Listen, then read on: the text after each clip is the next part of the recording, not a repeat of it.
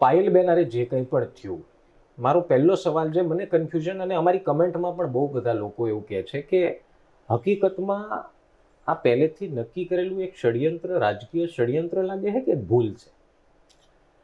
મને લાગે છે કે કૌશિકભાઈ પોતાનો પડઘો પાડવા માટે મારી સામે ભવિષ્યમાં આવું કોઈ કરી ન શકે એવા હેતુથી પોલીસ પાસે આ કૃત્ય કરાવ્યું હોય એવું બની શકે.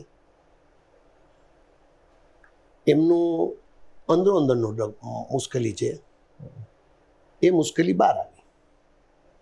વઘાસિયા એમના જૂના ભાગીદાર છે, નાના મોટા કોન્ટ્રાક્ટની કામોમાં બધા જોડાયેલા હતા એવું ચર્ચા ચાલે છે. અમારે એમની સાથે કોઈ ટેન્યુઅર નથી, ટર્મ્સ નથી.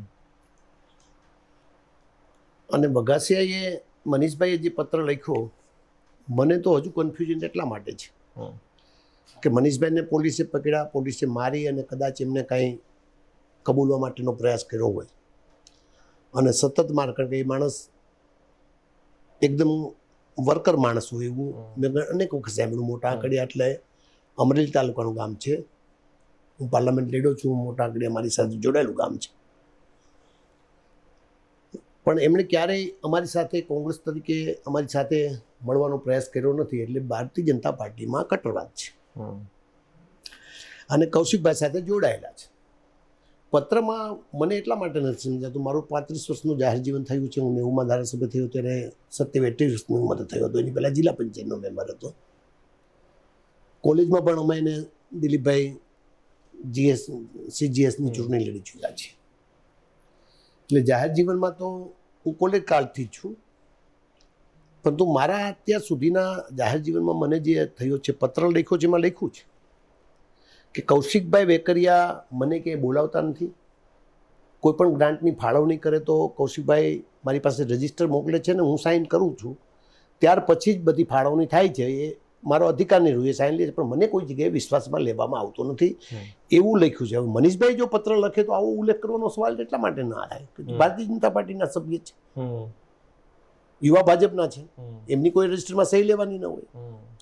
એટલે પત્રનો FSL થયા સિવાય જે પ્રકારની પોલીસે ઉતાવળ કરી છે, હું કહું છું એવું નહીં. ગઈકાલે પૂર્વ મુખ્યમંત્રી 2 દિવસ પહેલાં વડોદરામાં હતા, શંકરસિંહ વાઘેલા, તેઓ પણ બોલ્યા. વિજયભાઈ રૂપાણી પૂર્વ મુખ્યમંત્રી છે, તેઓ પણ બોલ્યા કે પોલીસે ભૂલ કરી છે, પણ કોંગ્રેસ આનો જસ લેવાનો પ્રયાસ કરે છે. ભલે અમને કહ્યું, પણ એને ભૂલ પોલીસને કરેલ છે એવું સ્વીકાર્યું. સૌ પ્રથમ હું એમાં જાઉં. સૌ પ્રથમ કાછડિયા પોતાને પૌત્રના લગ્ન હતા, 5 તારીખે જાન લઈને ગયા હતા. રાત્રે એમની લગ્ન વિધિ પૂરી થઈને 6 તારીખે પોતે પ્રેસ કોન્ફરન્સ પર અને કયા માર્ગે આ પોલીસ ચાલી રહી છે, કાયદો વ્યવસ્થા જેવું રહ્યું જ નથી એવું કહ્યું. ડૉક્ટર કાનાબાર જ્યારે પણ દેશના વડાપ્રધાન, તત્કાલીન મુખ્યમંત્રી અમરેલી આવતા એટલે ડૉક્ટર કાનાબારના ખંભે હાથ મૂકે કે સનિષ્ઠ વર્કર હોય તો ડૉક્ટર કાનાબાર છે ને, હું એને માનું છું, એની કોઈ પણ બાબત હોય સ્વીકારું છું. એમણે ટ્વીટ કર્યું અને વડાપ્રધાનને ટેગ કર્યું, મુખ્યમંત્રીને ટેગ કર્યું, હોમ મિનિસ્ટરને ટેગ કર્યું કે એક અડ્ડો બની ગયો છે. આજે એપી સેન્ટર અમરેલી બની ગયું ભ્રષ્ટાચારનું.